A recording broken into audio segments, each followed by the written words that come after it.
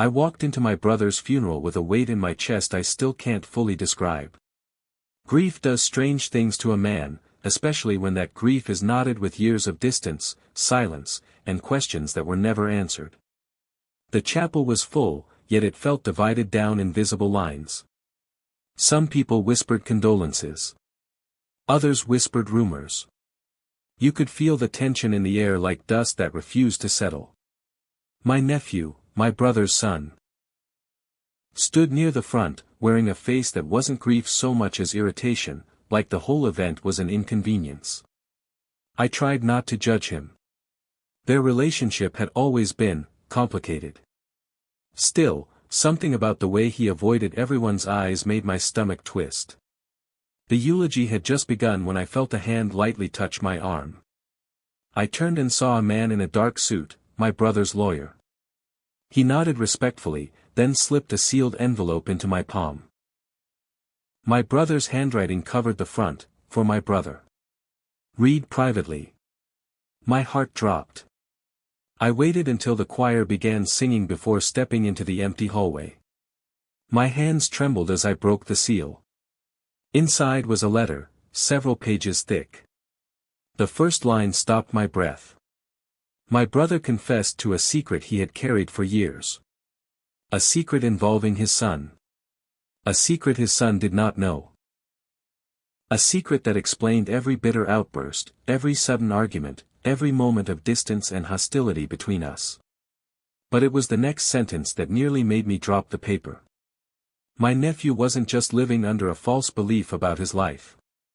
He had done something, years ago, that my brother had spent the rest of his life covering up. Something that could destroy him if it ever surfaced.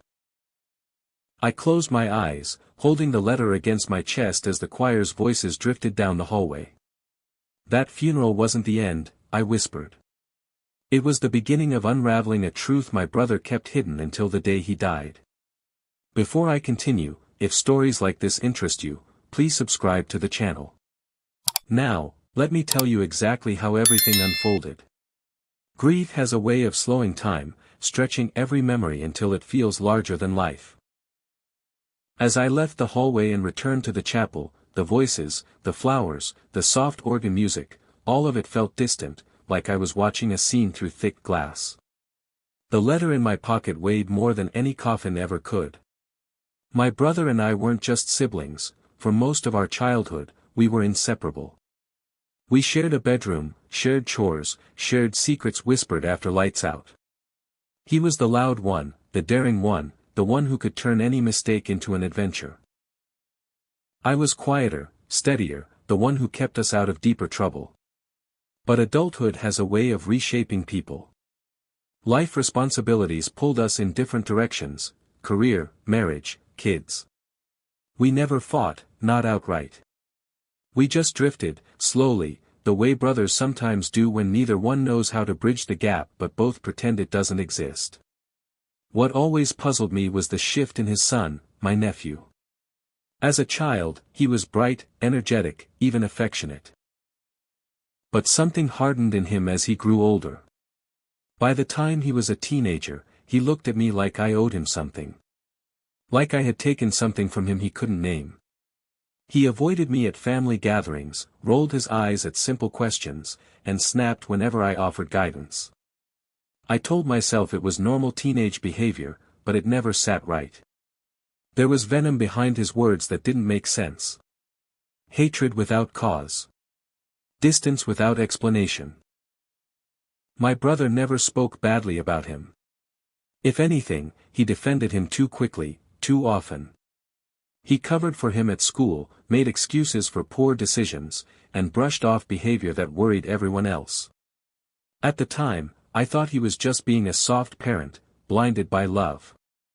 Now I wondered if the softness was fear, or guilt. When my brother fell ill, I noticed a change in his eyes whenever his son entered the room. A flicker of pain. A tension he tried to hide.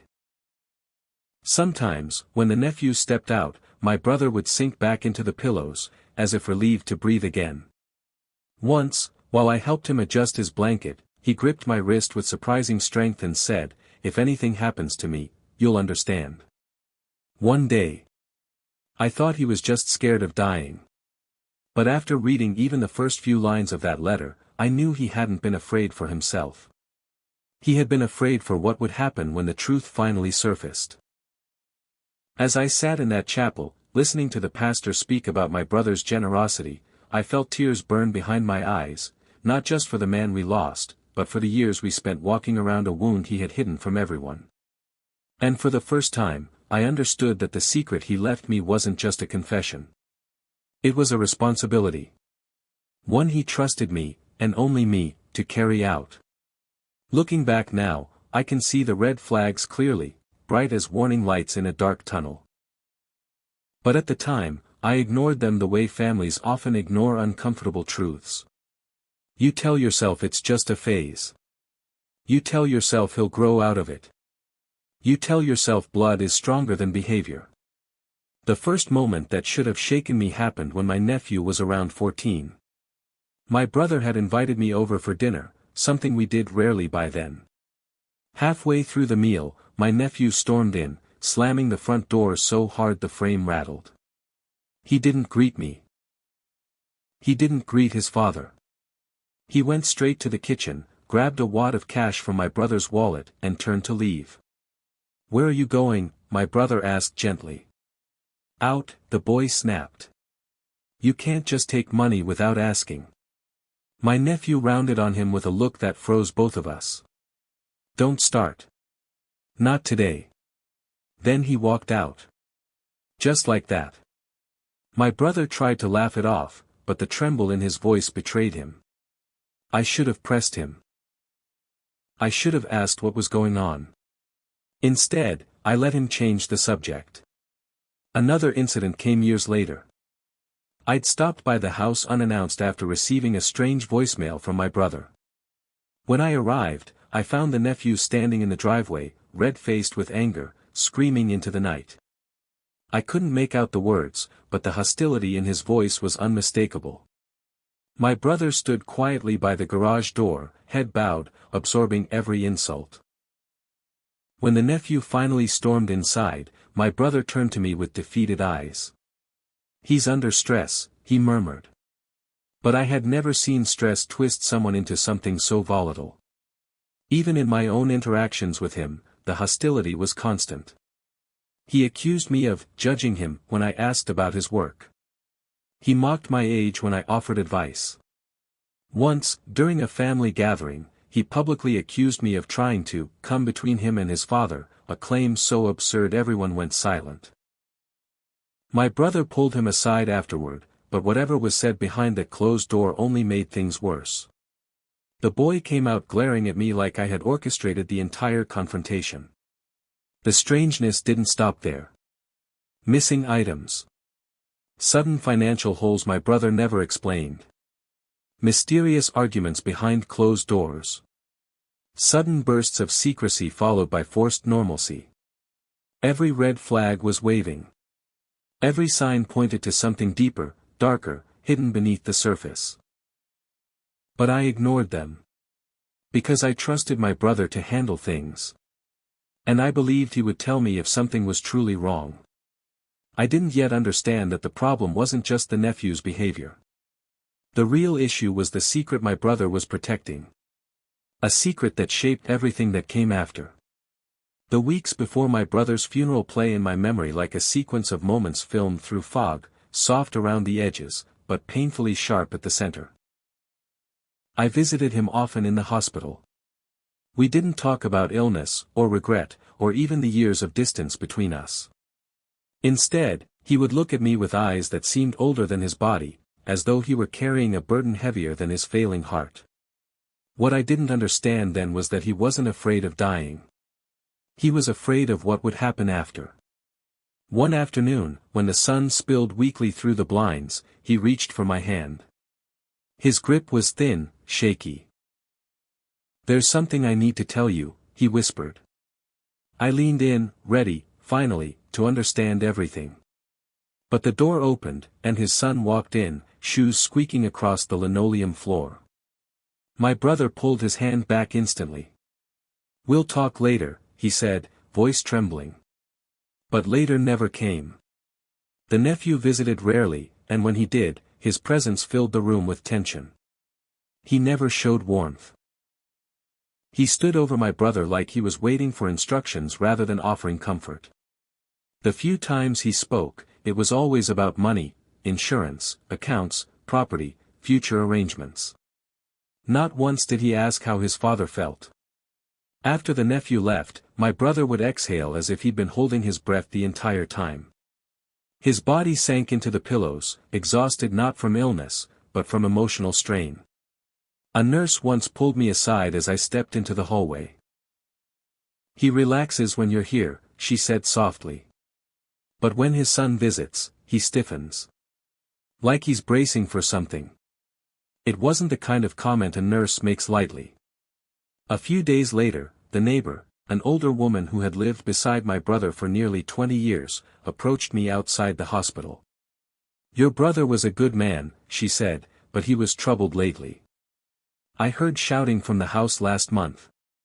Loud. Ugly. I tried to check in, but he waved me off."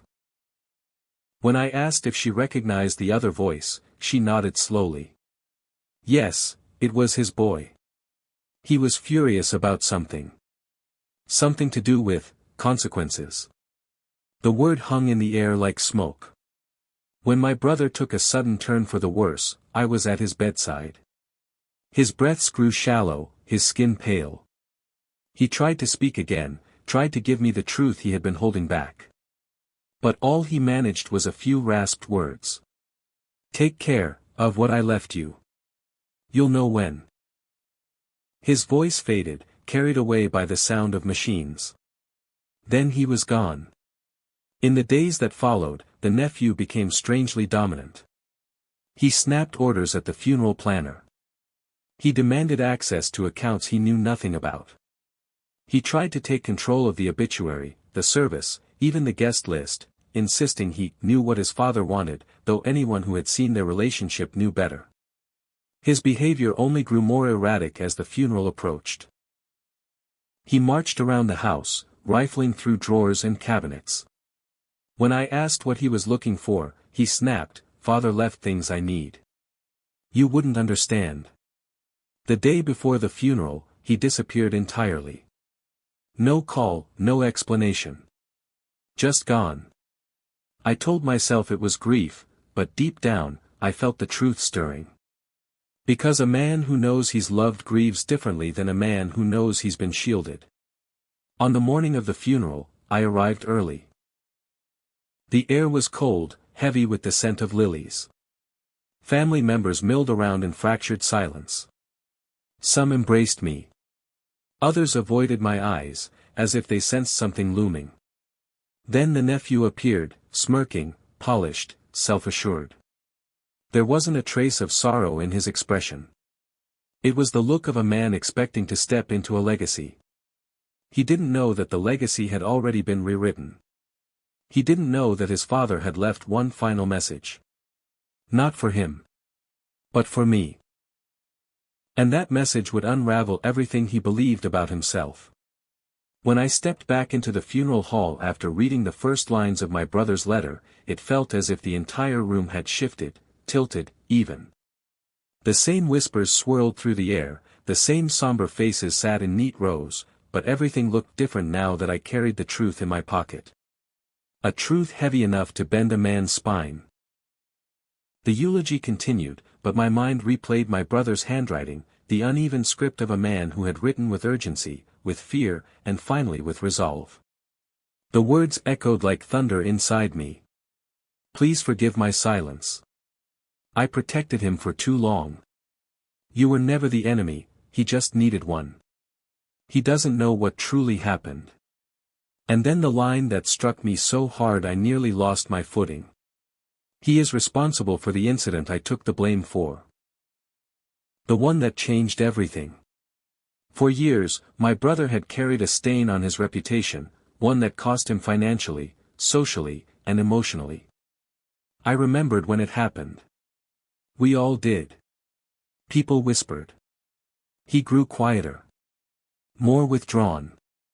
He refused help. And every time I asked him what really happened, he'd say, "Let it go. It's done." But it wasn't done.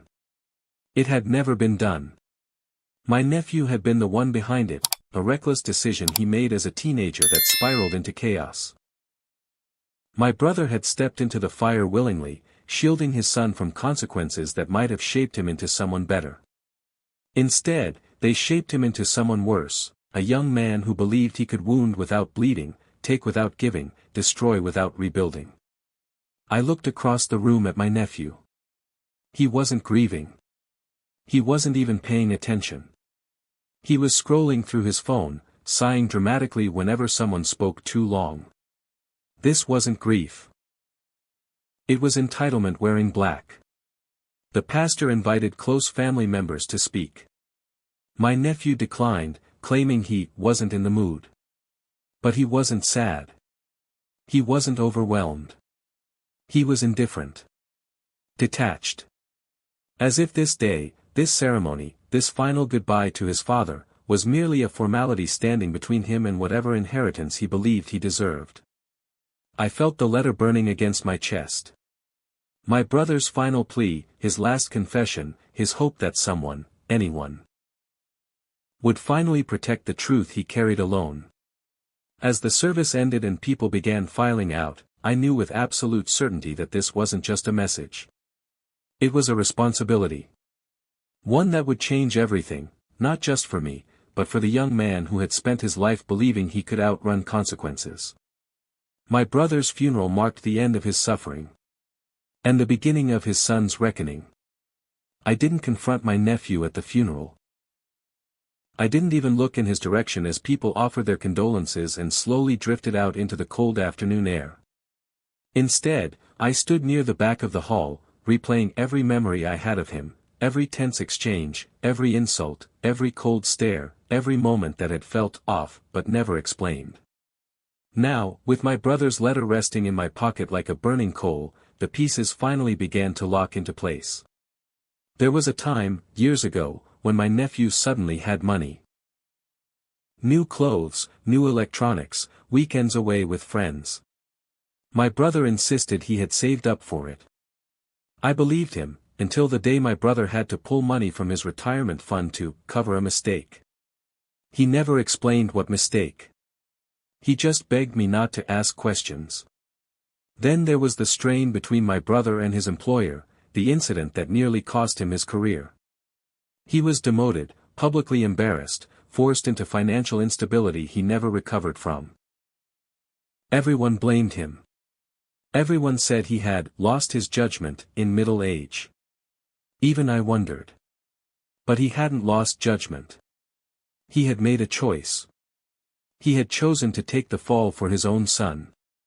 Later, I remembered the night I visited and found my brother sitting alone in the dark, head in his hands. When I asked what was wrong, he said, "I wish I could fix everything, but I can't." I assumed he meant his failing marriage, or the stress of work, or the tension with his son. Now I understood. He had been speaking about something far more specific. Something he carried alone because he believed protecting his son was more important than protecting himself. As the memories clicked into place, the nephew's hostility finally made sense. The guilt buried deep inside him had festered into resentment. He hated me, not because I had wronged him, but because I had never carried the burden his father did. He hated my stability, my clarity, my clean reputation. He hated the way his father trusted me.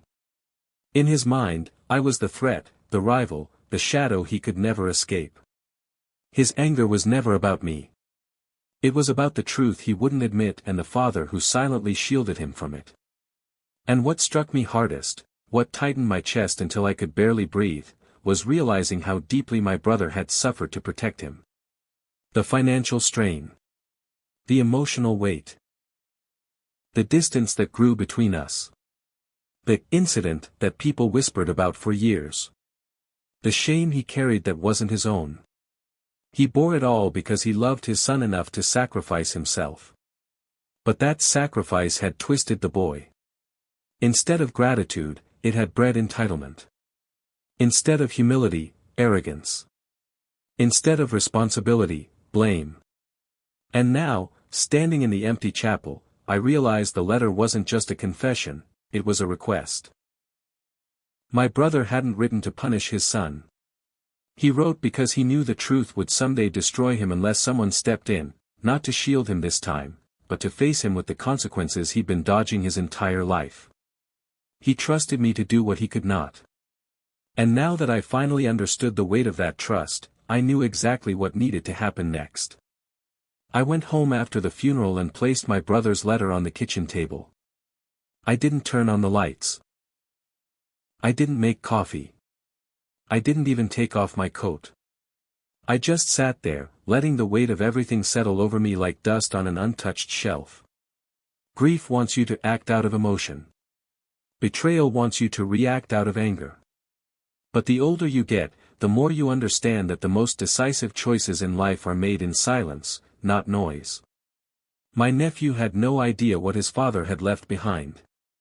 No idea that the truth he buried years ago was now in my hands. And no idea that his father, in his final act of love, had refused to let him build a future on a lie. I thought about confronting him immediately, laying the letter in front of him and watching the shock wash across his face. But that would have turned the moment into a shouting match, and shouting has never revealed truth, it only obscures it. So I chose clarity instead. The next morning, I called my brother's lawyer. He didn't sound surprised to hear from me.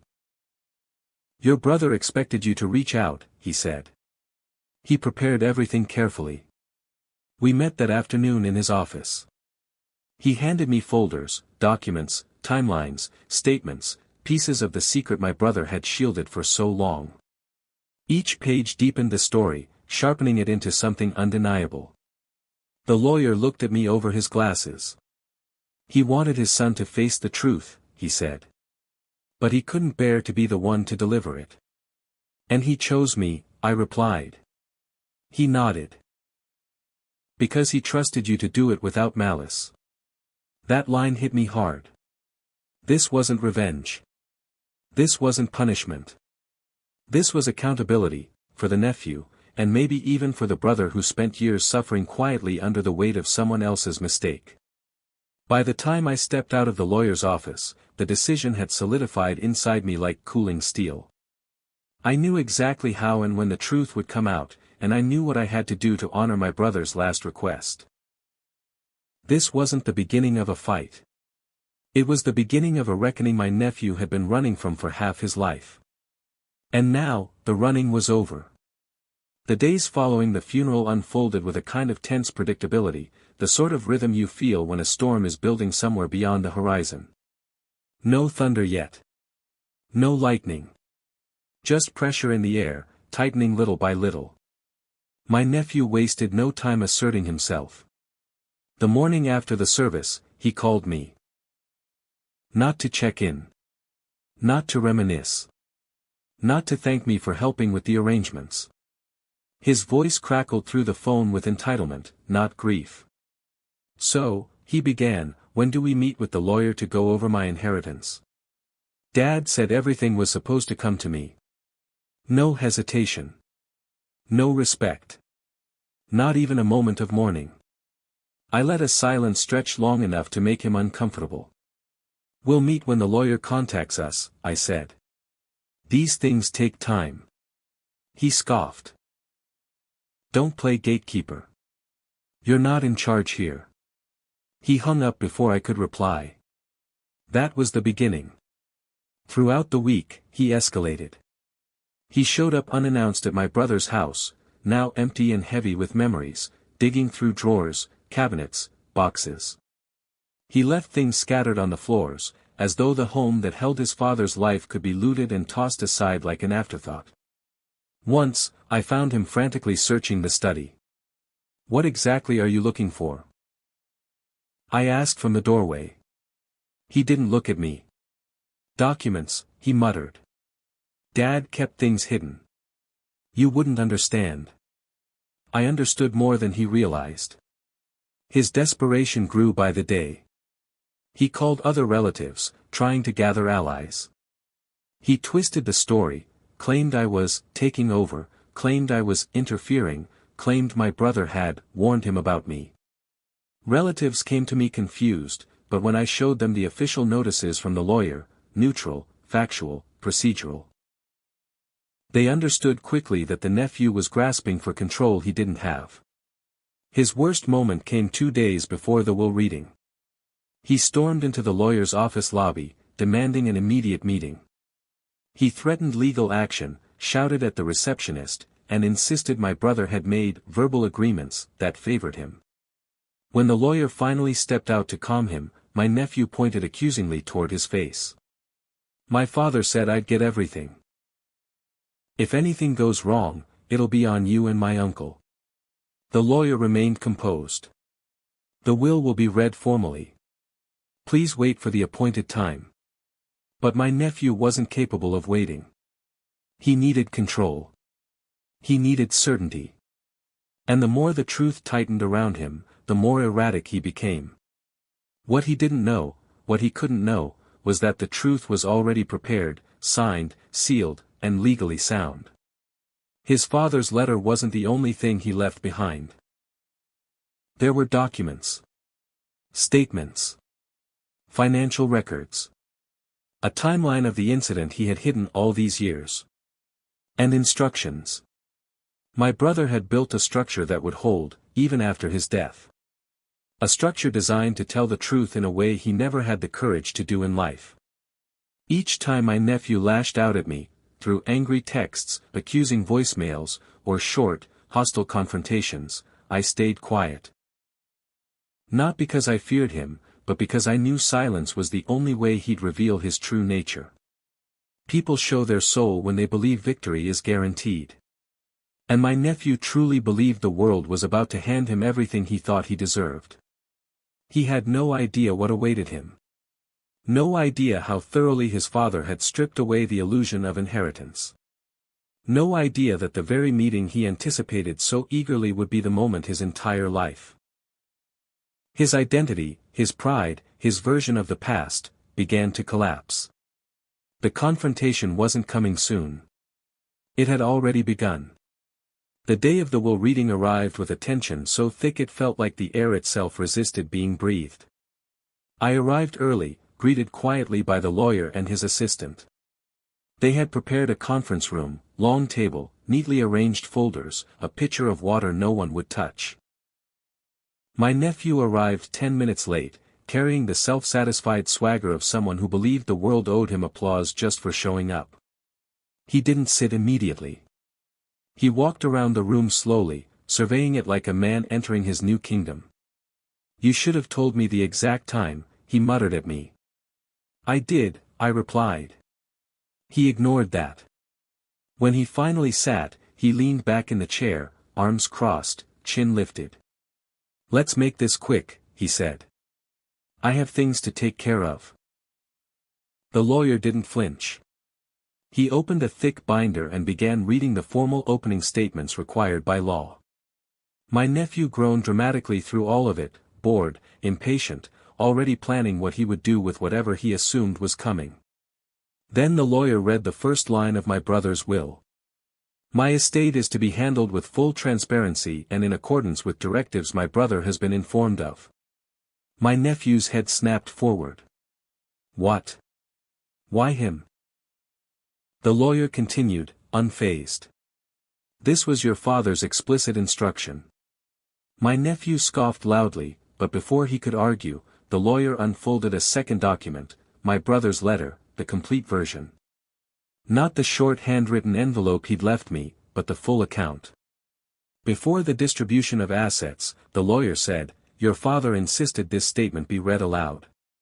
My nephew smirked at first, as if expecting praise. Then the first paragraph hit him. Your father protected you from consequences that should have been yours. You caused the incident at his workplace. You cost him his position, his reputation. He took the blame to save your future. At first, my nephew frowned, confused. Then denial flickered across his eyes. He shook his head slowly, jaw tightening.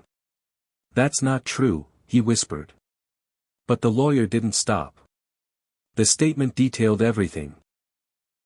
The financial damage, the disciplinary hearings, the humiliation my brother endured. All while shielding his son, hoping he would change, not realizing he was enabling the very behavior that destroyed him. When the lawyer reached the part describing how my brother had exhausted his savings, my nephew slammed his fist on the table. This is a lie. He would never write this. But he had. Every word was verified, signed, time-stamped, witnessed. Then came the second blow. Due to the betrayal and its lasting harm, my brother had restructured his will. The nephew would not inherit the estate unless he completed specific requirements: community service, counseling, debt restitution, and a multi-year period of stable employment without incident. Complete these steps, the lawyer read, and you may inherit a portion. Refuse them, and the estate will bypass you entirely. My nephew's face turned red, then pale, then something hollow settled in.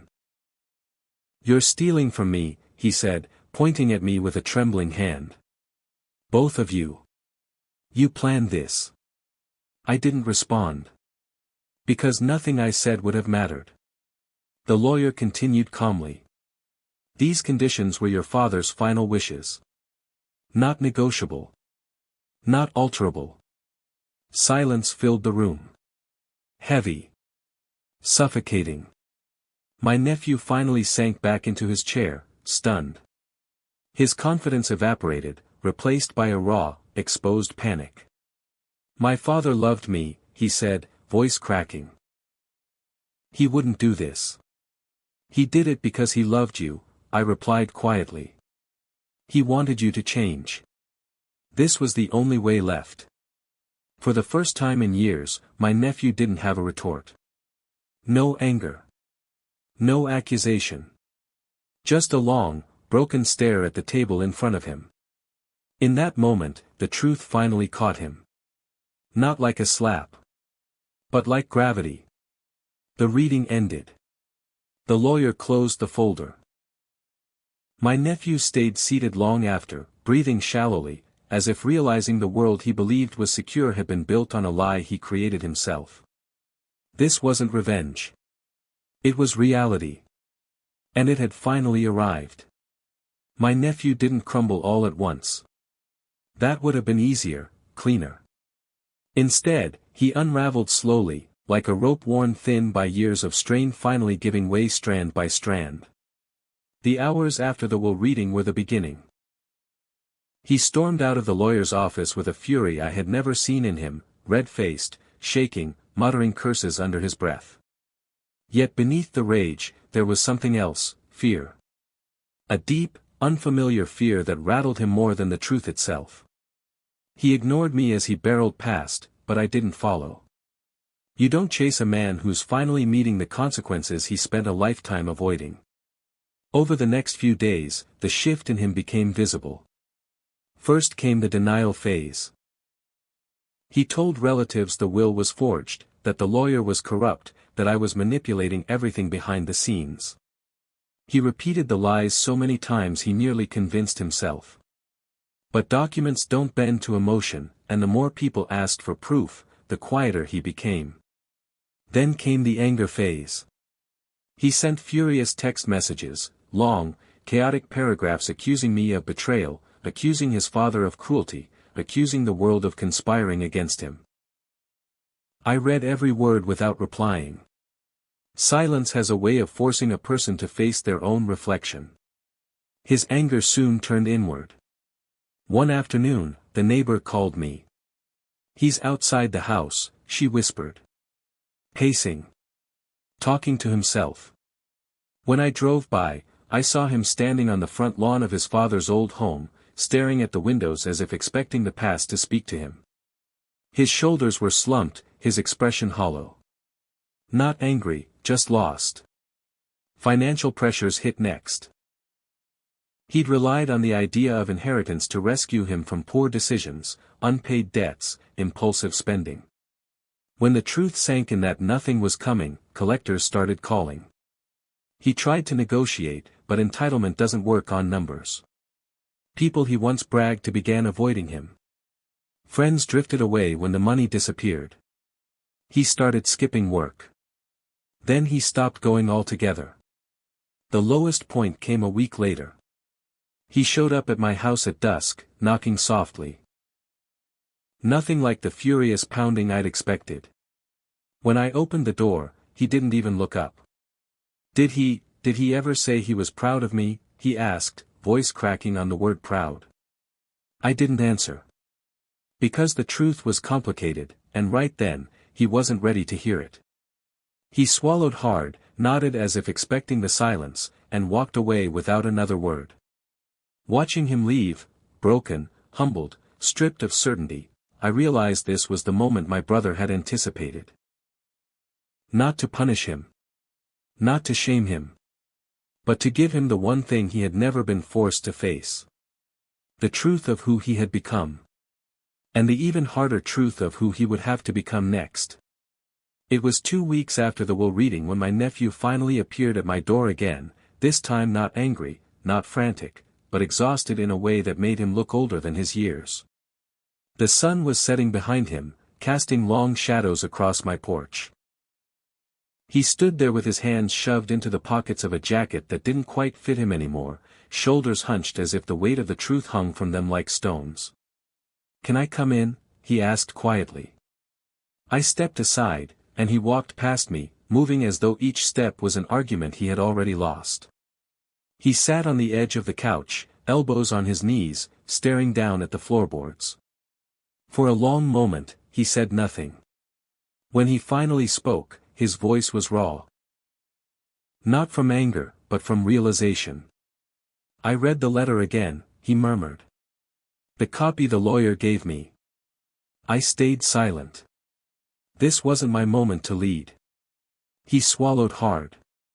I kept telling myself it wasn't true. That dad just wrote it because he was confused or sick or something. But the more I think about it, he exhaled shakily. The more I remember things I shouldn't have forgotten. The confession hovered between us. He didn't go into details, and he didn't need to. I already knew. His father had carried the blame for a mistake that could have wrecked the boy's life.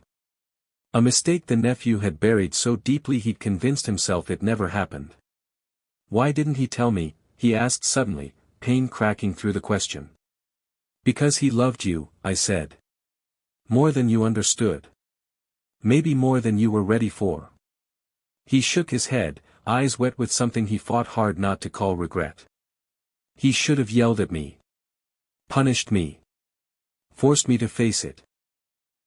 Instead he ruined his own life to save mine. That was his choice," I replied gently. "But this," I gestured to the fractured pieces of his life, the consequences circling him like crows, "this is your moment.